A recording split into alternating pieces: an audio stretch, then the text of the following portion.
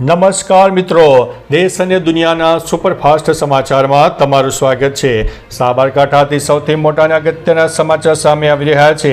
સાબરકાંઠાના પ્રાંતિજ પાસે ગેસ લીકેજથી હડકંપ મચી જવા પામ્યો છે। સાબરકાંઠાના પ્રાંતિજ નજીક સતલાસણ પાસે ગેસ ટેન્કરમાંથી ગેસ લીકેજ થવાથી હડકંપ મચ્યો છે। સુરક્ષા માટે તરત જ ટ્રાફિક રોકી દેવામાં આવ્યો અને રોડ બંધ કરવામાં આવ્યો। હાલ કોઈ જાનહાનિ નથી। અધિકારીઓ લોકોને દૂર રહેવા સૂચના આપી હતી। મિત્રો, અન્ય મહત્વના સમાચારની વાત કરીએ તો મેડિકલ, પોલીસ, ફાયર માટે એક જ નંબર હવે રહેશે। ગુજરાતમાં હવે તમામ ઇમરજન્સી સેવા માટે એક જ નંબર 112 કાર્યરત બન્યો છે। રવિવારે જનરક્ષક યોજના હેઠળ આ સર્વિસ શરૂ કરવામાં આવી છે। અત્યાર સુધી મેડિકલ, પોલીસ, ફાયર માટે અલગ નંબર ડાયલ કરવો પડતો હતો, પરંતુ હવે માત્ર 112 નંબર ડાયલ કરવાથી મદદ મળશે। અમદાવાદમાં આધુનિક કોલ સેન્ટર શરૂ કરાયું છે, જેમાં 150 પોલીસ કર્મચારી કામગીરી સંભાળશે। સાથે કેન્દ્રીય ગૃહમંત્રીએ 500 જનરક્ષક વાનનું પણ લોકાર્પણ કર્યું હતું। મિત્રો, અન્ય મહત્વના સમાચારની વાત કરીએ તો અંબાજી જતા માઈ ભક્તો માટે સારા સમાચાર। માઈ ભક્તો માટે જર્મન ટેકનોલોજીના વિસામાની વ્યવસ્થા કરવામાં આવી છે। પીવાના પાણી અને શૌચાલય જેવી પાયાની સુવિધાઓ માટે મોટા ટેન્ટ ઉપલબ્ધ કરવામાં આવ્યા છે। વાહન પાર્કિંગ કરવાની ફ્રી વ્યવસ્થા ઊભી કરાઈ છે।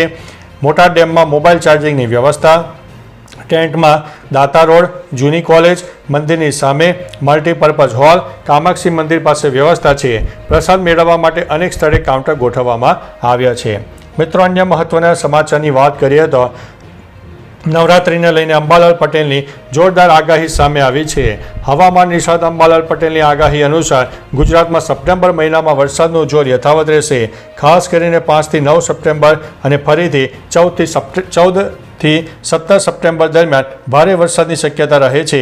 તેમની આગાહી મુજબ બંગાળની ખાડીમાં નવી સિસ્ટમ બનવાને કારણે ઉત્તર ગુજરાતમાં પણ ભારેથી અતિભારે વરસાદ થઈ શકે છે। આ વરસાદ નવરાત્રિના દિવસોમાં ખેલૈયાઓની મજા બગાડી શકે છે। મિત્રો, અન્ય મહત્વના સમાચારની વાત કરીએ તો મોદીજીની નકલી ડિગ્રી પર રાજકીય તોફાન। પીએમ મોદીની પદવી વિવાદ ફરીથી ચર્ચામાં છે।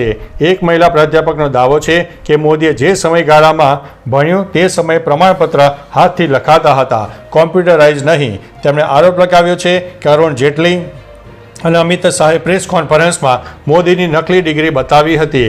તેઓ માને છે કે ગુજરાત યુનિવર્સિટીની પદવી પણ ખોટી હોઈ શકે છે। કાનૂની રીતે ખોટી પદવી આપી માનહાનિ અને ફ્રોડના ગુનામાં આવે છે। મિત્રો, અન્ય મહત્વના સમાચારની વાત કરીએ તો આરટીઆઈમાં માગેલી માહિતી ન આપતા ચીફ ઓફિસરને દંડ। બાવડામાં આરટીઆઈ અરજીનો જવાબ ન આપતા ચીફ ઓફિસર આકાશ પટેલ દંડ ફટકારાયો છે। માહિતી અધિકારીએ પાણીના નિકાલમાં થયેલા ખર્ચની માહિતી ન આપતા 15,000 રૂપિયાનો દંડ ફટકાર્યો છે। સાથે જ 10 દિવસમાં જરૂરી માહિતી અરજદારને વિના મૂલ્યે પૂરી પાડવાનો આદેશ કરાયો છે। જો દંડ નહીં ભરાય તો ચીફ ઓફિસરના પગારમાંથી રકમ કપાઈ જશે તેવી પણ ચેતવણી આપવામાં આવી છે। મિત્રો, અન્ય મહત્વના સમાચારની વાત કરીએ તો મોદી, પુતિન અને જિનપિંગનો ટ્રાયો જોઈને શાહબાજ પણ જોતા રહી ગયા। એસસીઓ સમિટ દરમિયાન વડાપ્રધાન મોદી, રશિયાના રાષ્ટ્રપતિ પુતિન, ચીનના રાષ્ટ્રપતિ જિનપિંગ એક સાથે જોવા મળ્યા, જેમાં તેમનું બોન્ડિંગ અને રમૂજભર્યો અંદાજ ચર્ચાનો વિષય બન્યો છે। એક તસવીરમાં ત્રણેય નેતાઓ હાથમાં હાથ નાખીને હસતા વાત કરતા દેખાય છે, જ્યારે બાજુમાં ઉભેલા પાકિસ્તાની વડાપ્રધાન શાહબાજ શરીફને અવગણવામાં આવ્યા। આ ટ્રાયો ડિપ્લોમેસી જોઈને ટ્રમ્પનું બ્લડ પ્રેશર વધી શકે છે। મિત્રો, અન્ય મહત્વના સમાચારની વાત કરીએ તો ગણેશજીની પ્રતિમા પર ઈંડા ફેંકનારાઓનું સરઘસ। વડોદરામાં ગણપતિની મૂર્તિ ઉપર ઈંડા ફેંકવાના મામલે સિટી પોલીસે વધુ કડક કાર્યવાહી હાથ ધરી છે। 3 આરોપીઓ સમીર, અનસ અને જુનેદને પકડીને દોરડાથી બાંધીને સરઘસ કાઢવામાં આવ્યો। આરોપીઓએ 2 હાથ જોડીને માફી માંગી। પોલીસે ઈંડા ખરીદવાની જગ્યા અને ઘટના સ્થળની માહિતી મેળવી લોકોએ જય શ્રી રામ અને વડોદરા પોલીસ જિંદાબાદના નારા લગાવ્યા હતા। મિત્રો, અન્ય મહત્વના સમાચારની વાત કરીએ તો સૌરાષ્ટ્રથી અમદાવાદ જતા લોકો માટે મોટા સમાચાર। અમદાવાદના કર્ણાવતી ક્લબથી YMCA ક્લબ સુધી ફ્લાયઓવર બ્રિજનું કામકાજ ચાલુ છે, જે કારણે આ રોડ 28 ઓગસ્ટથી કામ પૂર્ણ થાય ત્યાં સુધી બંધ રહેશે।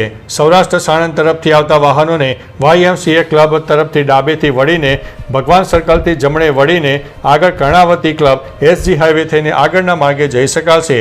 સનાથલથી SP રિંગ રોડ મારફતે વૈષ્ણોદેવી સર્કલવાળો રોડ દ્વારા ગાંધીનગર તરફ જઈ શકાશે. મિત્રો, અન્ય મહત્વના સમાચારની વાત કરીએ તો શું અત્યાર સુધીની સૌથી શક્તિશાળી આ બેઠક કહેવાય? ચીનમાં આ વર્ષે SCO કોન્ફરન્સના મંચ પર વિશ્વભરના નેતાઓ ભેગા થયા. ઘણા દેશો અમેરિકાના ટ્રમ્પ દ્વારા ટેરિફ લાદ્યા બાદ ચીનનો જવાબ કડક રહ્યો છે. છેલ્લા વર્ષો કરતાં આ વખતની બેઠકમાં સૌથી વધુ ભીડ હતી અને વિશ્વ નકશો મહત્વપૂર્ણ ચર્ચા આપ્યાનો દાવો છે. આ બેઠકને અત્યાર સુધીની સૌથી શક્તિશાળી SCO કોન્ફરન્સ તરીકે ગણવામાં આવી રહી છે. સમગ્ર વિશ્વના મીડિયા અને રાજનૈતિક નિરીક્ષકોની નજર ચીન ઉપર જોવા મળી છે. મિત્રો, અન્ય મહત્વના સમાચારની વાત કરીએ તો વડોદરામાં ફરી એકવાર શાંતિ દોડવાનો પ્રયાસ. વડોદરાના તરસાલી વિસ્તારમાં ગણેશ મહોત્સવ દરમિયાન આરતી બાદ કાંકરી ચાળો થયો. દિવાળીપુરા સ્લમ ક્વાર્ટર્સમાં ટીખળખોરોની કરતૂતથી શાંતિ ભંગનો પ્રયાસ કરવામાં આવ્યો. ઘટનાની જાણ થતાં પોલીસ તાત્કાલિક બંદોબસ્ત ગોઠવીને સ્થળ ઉપર પહોંચી ગઈ હતી અને પરિસ્થિતિ કાબૂમાં લીધી હતી.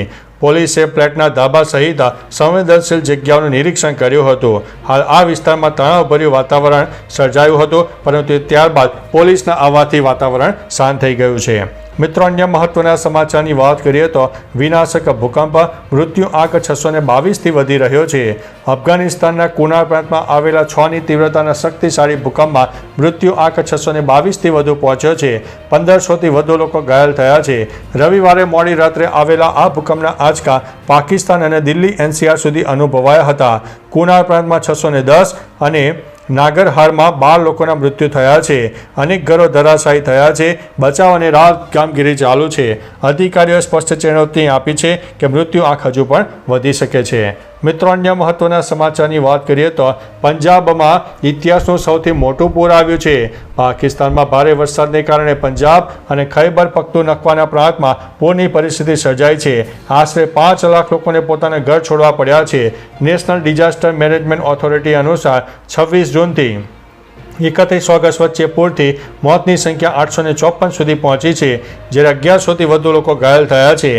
NDMA એ જણાવ્યું છે કે 2/3 મોત મકાન ધરાશાયી થવાથી અને અચાનક આવેલા પૂરથી થયા છે.